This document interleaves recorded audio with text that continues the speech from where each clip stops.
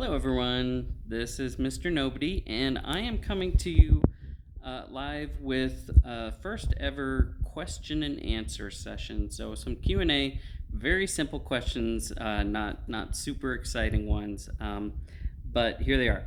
So the first one that I'm going to answer is why do you read so much instead of talking or using more clips, things like that.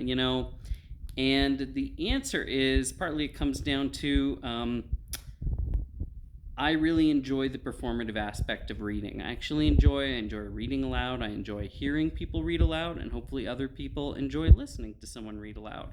I'm also someone who, like with classical literature, a lot of them, some of my favorites especially, take on a new character when you read them aloud, when you have a really great reader. I'm not saying that I am a really great reader, but I think there is something about books, particularly fiction, and the way that they just come alive when someone's reading them. And so I like doing that, and it gives me a chance to read a little bit of them. And in that way, I'm not just sharing the book with you or my review of it with you, I'm sharing some of my own personal experience of the book. When I read it aloud, I'm sharing with you some of what it means to me, how it comes across to me, what it evokes in me, even, and what emotions it provokes in me too. So that's why I like to read fiction, particularly. And then also, you've noticed that I read a lot of selections from Making Nobody Happy, which is my written archive of writings. And you say, well, why do you sit around reading things that you wrote? And it's like, well, a lot of YouTubers do that. And then often what you're watching is clips or other things that they put in front of it. And I like to just be there and read to you directly. Why do I read that instead of just talking on those subjects? Partly it's because I don't actually know what I think on a lot of those subjects, and a lot of them are questions until I write. And so what I do is something sparks my mind and it just raises a question, and often that is my subject heading. And so then the rest of it is just me sort of arguing with myself. I don't actually know where I'm going when I start writing, which is why sometimes it goes to surprising places.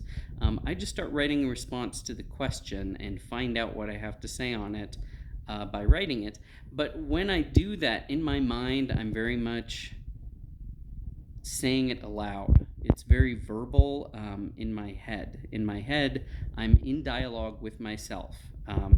And there's a lot of talking. And so I like reading them aloud because although I wrote those things down, in my mind, they're transcripts of something I wanted to say. And so it's a chance for me to read them aloud and sort of bring some of that spoken, humanizing element back into them, and then sometimes even make little additions or commentary on it. And then the second question, which is also a very relevant question, is why don't my videos look or sound nicer or have fancier editing? And the answer is just simply that, worrying about things like that, especially today when so many YouTube shows are so highly produced, you see content creators who are basically on the same level as professional sports stars and TV and movie. I mean, we're talking very highly produced, very lucrative in some cases, multiple people behind the scenes. Like, the production values are just amazing on something like YouTube these days.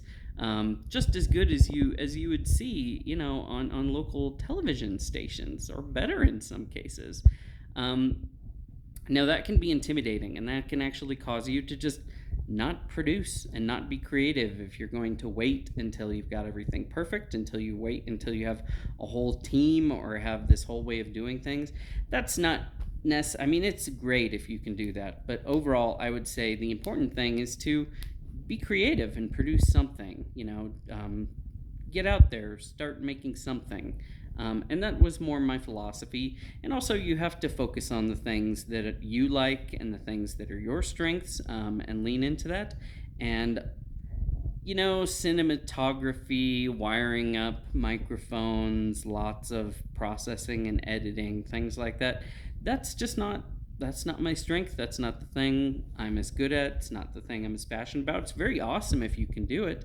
And of course, I live a normal life, and I think that that's a good thing for it. It's not like this is a job in any way. This is just, a hobby that I've been wanting to bring to life for quite a long time, for years, really.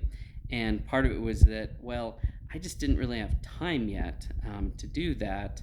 And, I think in my own way, I was waiting until I had access to better production means. And then I realized it was actually more important to actually just produce something. And that really, we all have access to very simple tools now for doing that. So why not take advantage of it? So that's all for this Q&A. Maybe not the most interesting one in the world, but it covers a couple basics. So thanks for tuning in, and we'll talk to you some other time.